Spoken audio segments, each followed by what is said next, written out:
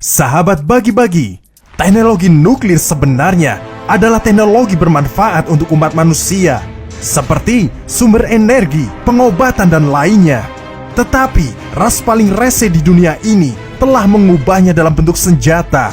Karena bila terjadi perang, kita seringkali mendengar senjata terganas di dunia adalah yang berteknologi nuklir.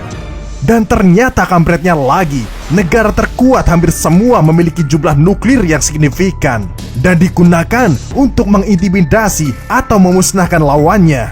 Bahkan saking ganasnya, nuklir punya banyak perjanjian kepemilikan yang diatur oleh banyak negara, seperti Nuclear Weapon Ban Treaty atau disingkat TPNW.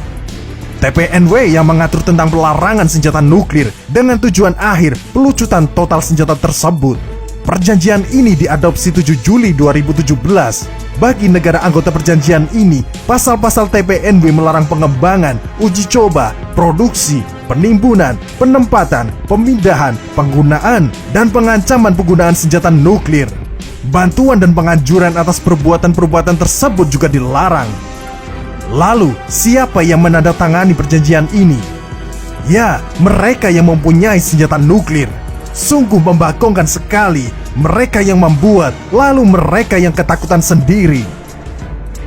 Sahabat bagi-bagi, perkembangan riset iptek yang berhubungan dengan tenaga atom Indonesia telah dimulai setelah terjadinya Perang Dunia Kedua.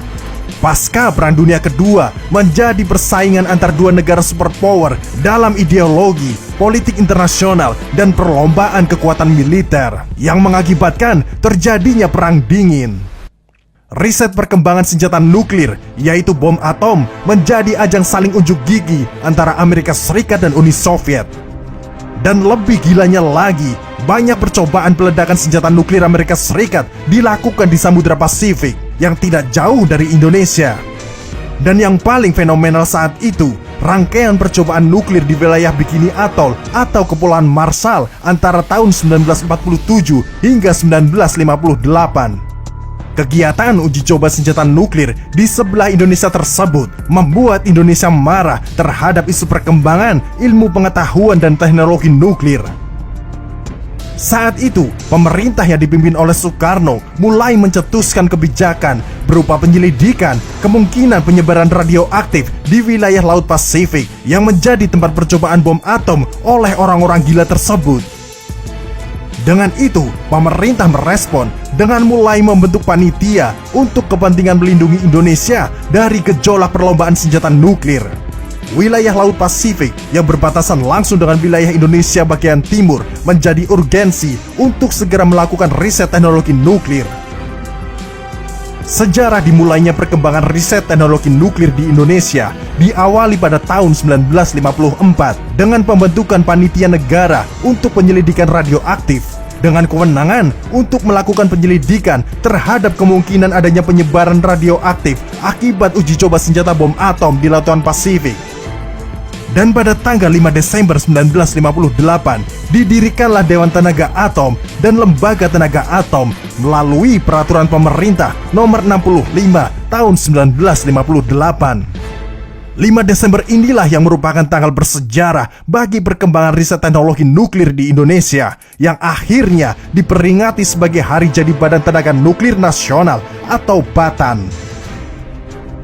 Sahabat bagi-bagi, dalam usaha peningkatan penguasaan dalam bidang teknologi nuklir, pada tahun 1965, Indonesia telah meresmikan reaktor nuklir pertama untuk perkembangan riset atom dan teknologi nuklir yang berlokasi di Bandung dengan nama Reaktor Triga Mark II.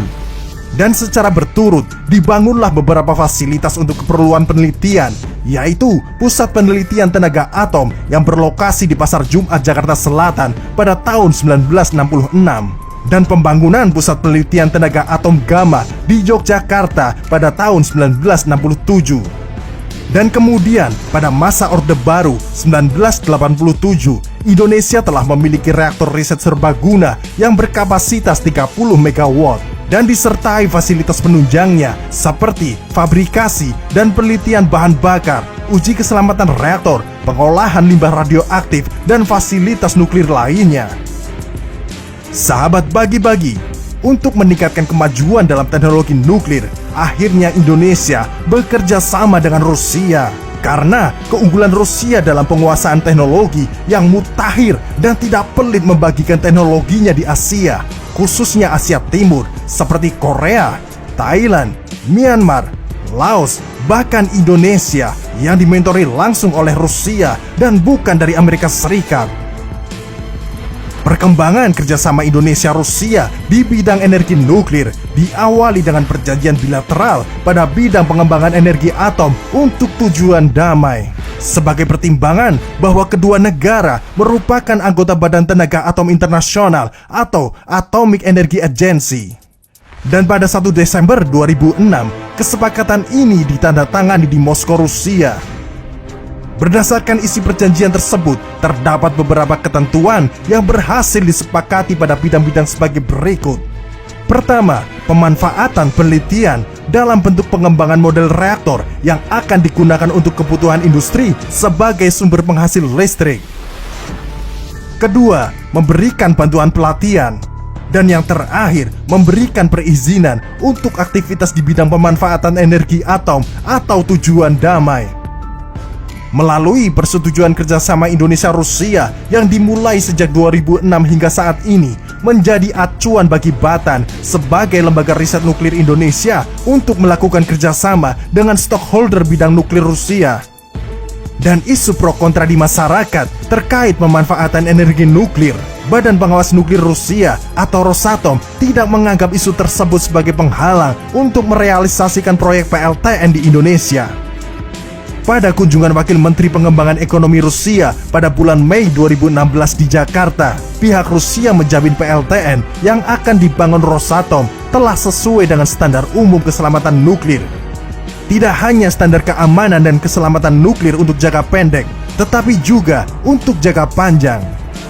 Sahabat bagi-bagi, kerjasama teknologi nuklir Rusia dan Indonesia selama ini masih terbatas pada teknologi nuklirnya saja, belum berpacu pada persenjataan.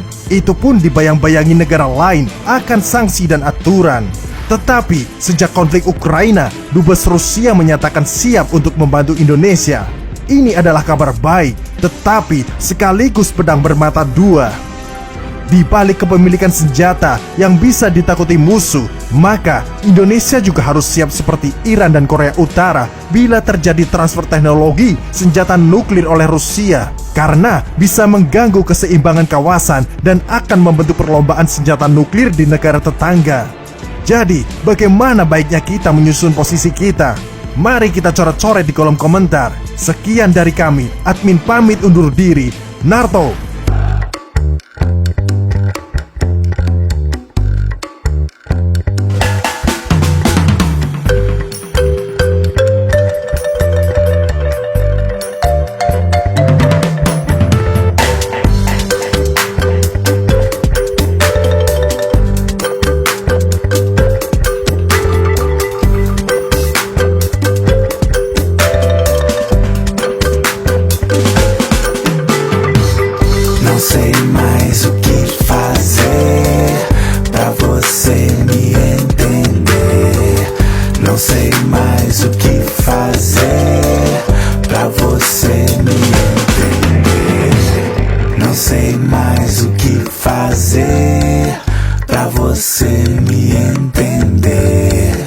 Não sei mais o que fazer pra você me entender.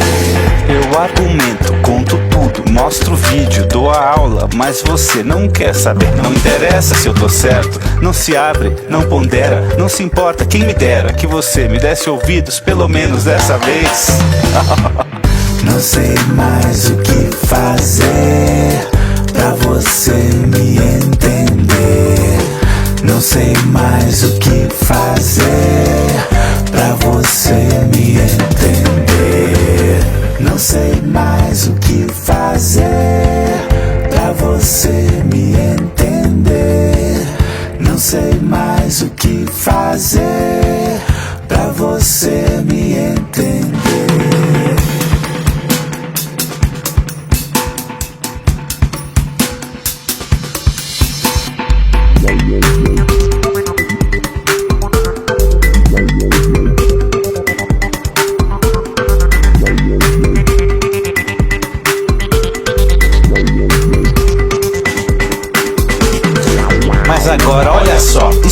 senso da ciência e você ainda duvida, tenha santa paciência. Não dá mais pra conversar, eu vou me embora, fica nessa, tá na hora, eu desisto de tentar te iluminar. Não sei mais o que fazer pra você me entender. Não sei mais o que fazer